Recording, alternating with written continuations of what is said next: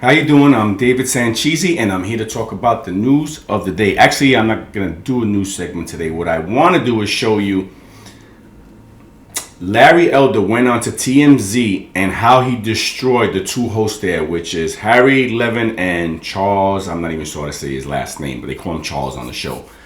And how he goes on there and just eviscerates them, embarrasses them on their own show. They get to talk about how racist America is, how there's systematic racism in America, and how Larry Elder just manhandles them. If you're familiar with Larry Elder, he's done it before. I don't know if you know, but he went on to the Dave Rubin show one time. And Dave Rubin was a pretty far left liberal. He wasn't a Marxist. He's not a Marxist or anything like that, but he is a liberal. And he was pretty far left.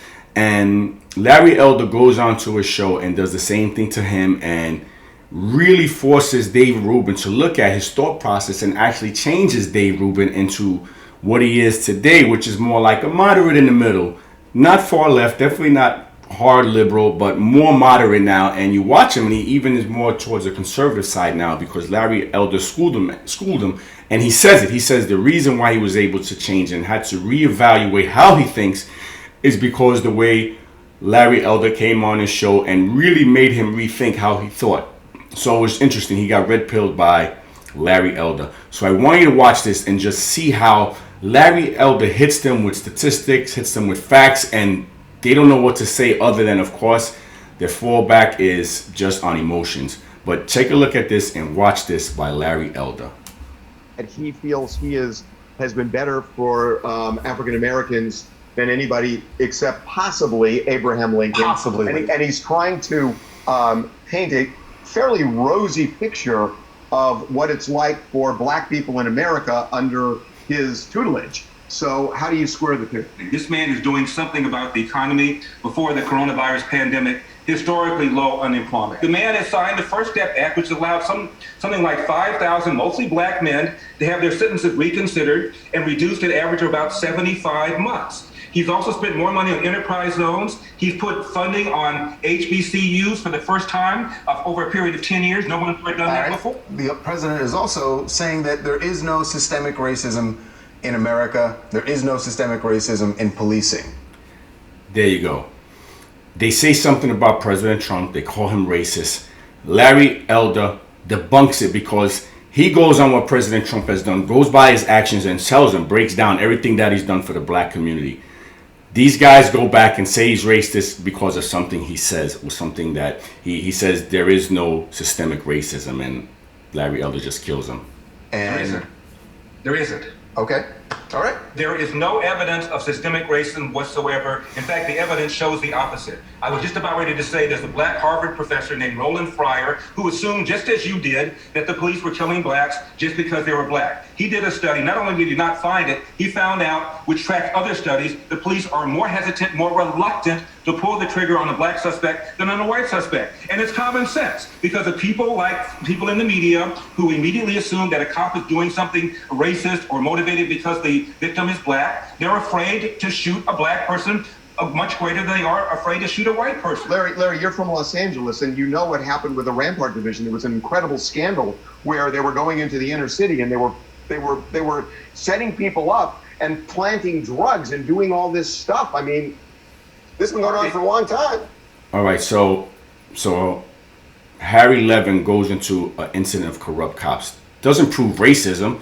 He talks about a situation of corrupt cops. Of course, there have been corrupt cops proven to be black, proven to be white, proven to be all ethnicities.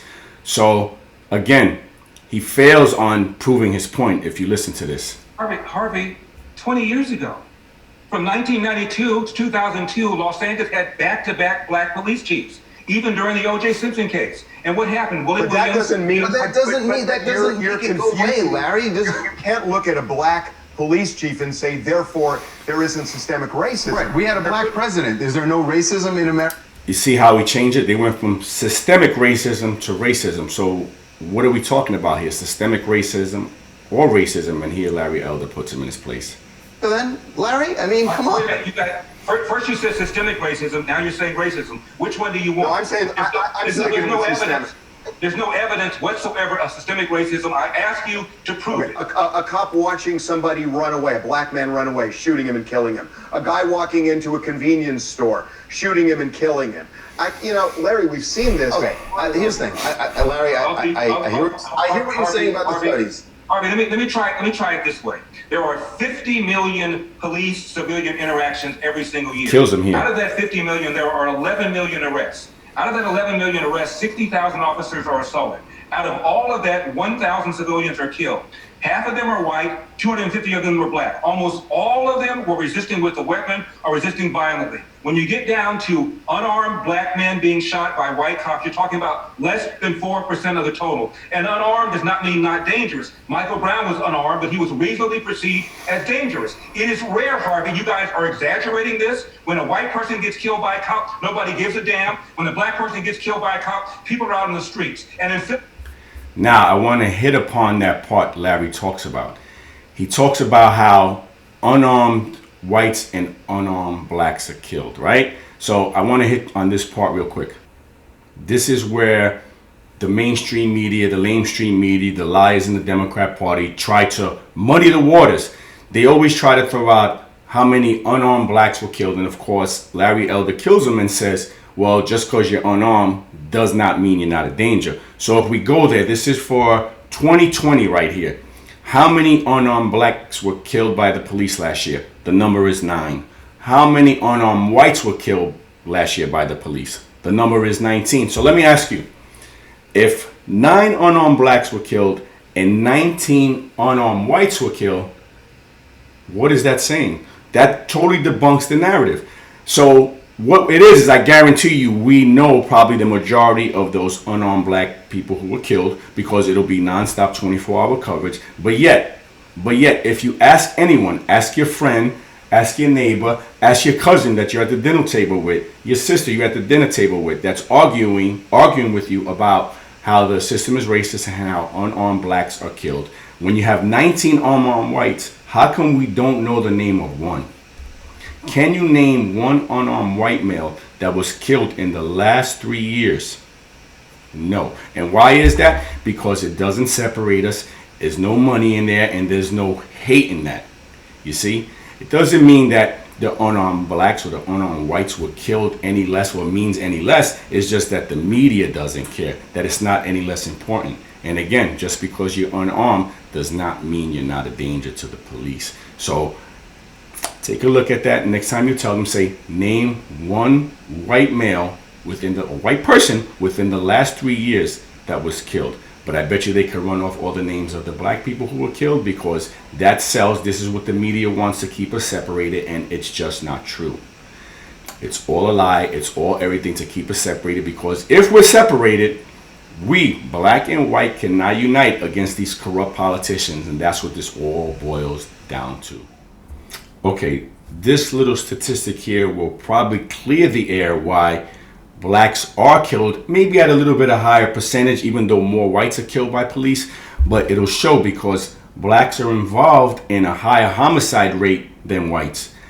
It is true that around 13% of Americans are black, according to latest estimates from the Census Bureau. And yes, according to the Bureau of Justice Statistics, black offenders committed 52% of homicides recorded in the data between 1980 and 2008. Only 45% of the offenders were white. So in other words, what happens is if you have a larger percentage of the black criminals that are engaging the police than the white criminals, of course, what's going to happen is when they go to make these arrests, you're going to have a larger portion of black criminals interact than you will have with the white criminals who are interacting with police as far as violent crimes. So 52% of the homicides, now police have to go collect 52% of those criminals and arrest them. So these guys don't want to be arrested, and they're going to most likely get involved into shootings, shootouts with the police, which will cause, of course, more police shootings. Again, don't get it twisted. Of course, there are more whites killed in America, but at a percentage rate due to population, you have more blacks killed. But again, at a percentage rate, you have more blacks who are committing the homicides or violent crimes as opposed to the whites in America who are committing them. So that'll kind of explain the correlation. These are the things that the media won't tell you because they don't want you to know the truth. Now, I just want to say this. Doesn't mean the black community is violent. It's just that they happen to have, you know, in certain black communities, they have gang members, and they're the ones committing the vast majority of these homicides. Okay, you have all these gangs in the big cities, and they're killing, you know, killing each other, causing the homicides, and doing this. All right, there was another article I was about to show you, but I'm going to break it down because it's really spread out and it's kind of hard to find the statistics here. Another thing that the liberals do and the media does is they try to take any instance where it's a white on black incident and they try to turn it into a racist incident, and you hear 24-hour coverage and it's the same thing. So these are some interesting facts. And one thing they don't point out, and this is what is upsetting to me, is criminals don't care what your race is. They're gonna go out there and they're gonna look for a victim, and they're gonna find that victim, and it doesn't really matter what race it is. Of course, most of the time, most crimes are gonna be against people within the same race because you are interacting with your own race most of the time. But whenever it's a white on black crime, they try to turn into a racial incident, and they don't really tell the whole truth behind it because it's not always racially involved. Now, sometimes it is, but it's usually not. But the interesting statistic is that they don't talk about is if they want just to go by race crimes and whatever the opposite race is that attacks their victim, then they're not telling the whole truth. Because if you look at what's going on statistically, black on white crime is 15% of the crimes, and white on black crimes is only 10.6% of the crimes. Okay, then they had this narrative in the summer, of course, of whites against Asians, and again, black on Asian crimes is 27.5%, and white on Asian crimes is 24.1%. So what is interesting about this, and what they don't like to say, is just because the person is another race, again, doesn't mean it's a racist crime. If it was, then there you have it. That would be the truth, and it would seem that more crimes against other races are perpetrated by black criminals, but of course it's not race related. They won't ever tell you those parts. You see, again, it's just a criminal will go out there and look for anybody, and it's not related to race. And that's the thing they fail to tell you, because again, it is what separates us all. It is what keeps us divided, and that's what they want to do. If black people, white people, Asian people, Hispanic people all gather together and realize that this country is not racist like they try to make it out to be, then these politicians will start to worry and be like, ooh, the focus would be on them. And of course, we get rid of them. They wouldn't be stealing elections. They wouldn't be doing all the stuff they're doing right now, putting these passports, all this other stuff. But of course, this is how they keep us divided and continue to talk about the racial divide in America. Again, there are racists in America. You have white racists, you have black racists, you have Hispanic racists, you have all type of racists. But as a whole, it's small. And one of the things that Larry Elder says in his video is, look at yourself. Are you the victim of racism all the time? And of course, most people will say no. But they'll look at the news and they'll point at everyone else's racist acts. And that's why people buy into the fact that America is a racist place when it's just not. Okay, I'm going to finish with the Larry Elder video and check it out.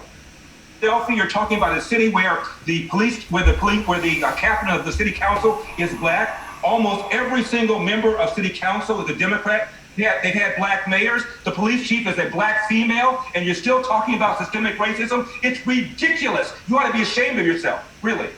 You're making the country worse. Wait, actually, Larry, I'm going to be very clear about something. Hold on, Charles. I sleep just fine, and maybe you do too, and that's fine. So we're going to disagree on this. Maybe you should be. Maybe you should be, Larry, because there is a problem. There is a problem in this country, and you are relying on statistics. Got him. And you are not looking at humanity, Larry. It's called facts. You are relying on statistics, and you are not looking at humanity. If you can't rely on statistics to tell a story, you've lost. There it is. Larry Elder destroyed Harry Levin because he got emotional, and he told the truth. He wants to tell a story based on emotion and not based on facts, statistics, and empirical evidence. Okay, there it is. Everything just destroyed in a second. Harry Levin again lost his cool, and of course, Larry Elder was destroying him. He had nothing to say other than that. Facts. He sure did. Oh, the humanity. It's called facts. It's called evidence. Well, I gave you Open your eyes, Larry. There's evidence. There's visual evidence every day. Open your eyes if you're not seeing it. 1997. Visual evidence. The people now want you to believe visual evidence when the same people who talked about peaceful riots, the same people who talk about a 99.9% recovery rate, they're not consistent with anything they say, because again, everything they do is based on emotions. This is why I love the conservative movement, the national populist movement, because we are backed by science, statistics, data. Everything that the other side says is a lie. It's just they really don't base anything on evidence. All of a sudden now, these fools want to talk about, what are your eyes seeing? We know what our eyes are seeing. We saw what happened in 2020 with the riots and everything else, and they want to say, what are we seeing? We know what President Trump did. We saw it with our own eyes. And again, they try to use that BS lie, and it's hysterical. Time magazine, CNN asked black teens and white teens about racism. Is racism a major problem? This is 23 years ago. Is racism a major problem in America? They said yes. But then the black teens were asked this. Is racism a big problem, a small problem, or no problem in your own daily life? 89% said no problem or a small problem in my own daily life. In fact, more black teens and white teens said failure to take Larry, what did you say that study was? Hold on, Larry. You said that study was in 1997? Yeah, before Barack Obama got elected and re-elected. So I would think that whatever racism 1997, we're in 2020. You want to bring up a study that was done 23 years ago? The relevance of it is, wouldn't you think that America was more racist in 1997 than now? Even then, black kids... No, actually, I think it's more racist now than it was in 97. Listen to Levin's reasoning for why it's more racist today than in 1997, which we know it's not true. I do think racial tensions are a little worse right now between 1997 and now, because the constant pressure from the media to paint this narrative of how racist America is. And of course, you have the youth who are being indoctrinated and believing that America is racist. And yes, I believe the tension is worse because it's nonstop indoctrination, nonstop lies, as we've just proven. And I do think the tension is worse, but I don't think it's more racist, because I go outside and I feel comfortable with my fellow black friends, my fellow white friends, and I don't feel that racial tension. Now, you put on the TV, of course, and everyone is in amazement watching how crazy it is, but it's not real life America. It's not what's happening to us in the daily world. Because I think people are so intent on Larry, let me actually, I don't hold on. Larry, I want to say Larry, please. I'm going to tell you why I think it's more racist, and then I want to give you the final word. His reason. Thank you. Donald Trump. It's more racist because of Donald Trump. Because of the things he says, and he has given permission. Let me just make my point, you get the final word. He has given people permission to be racist. He has given people permission to be violent. He has talked about liberating states. He has talked about white supremacist groups standing by. He is deliberately not using the proper pronunciation of Kamala Harris's name. He is doing a lot of stuff that sounds racist, that is giving people permission. And that's why I think we're seeing this influx of racism, which I believe is worse than in 97. Wow. You have the last word. You have the last word. Wow. The high point of Larry. For both whites and blacks took place during the administration of George W. Bush. It dramatically catered during the second term of Barack Obama, when he was saying things like the Cambridge police acted stupidly, we had a little place called Ferguson, when he was touting Black Lives Matter. That's when race relations really declined. There is a city in Texas called Abilene, which is the city of 100,000 population or more, that most voted for Donald Trump, almost 80%. Guess which city just voted for a black mayor, its first black mayor? Abilene, Texas. Now, how is it that Donald Trump is sending a racist dog whistle to voters? The same racist dog whistle turned around and voted for a black man for mayor. It's BS. Again, Larry Elder just killed him, if you caught that.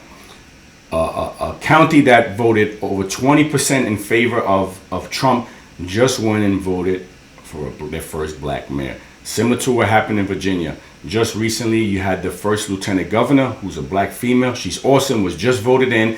And again, it's killing them.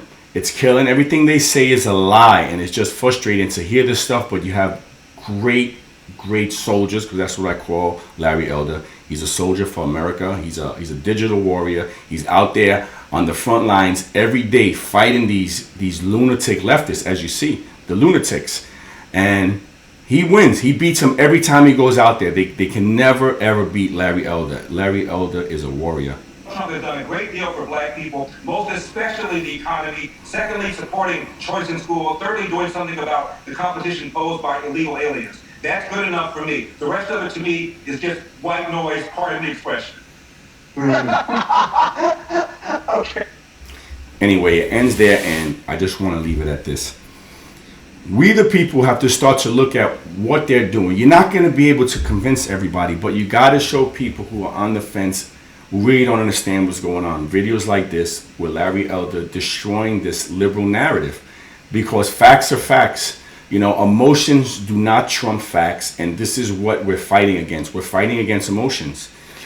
Nothing they say is true. They cannot prove anything they say, because when you do start to beat them, where do they go to? They go to their go-to word, you're racist. They start calling you names. They just attack you as a person.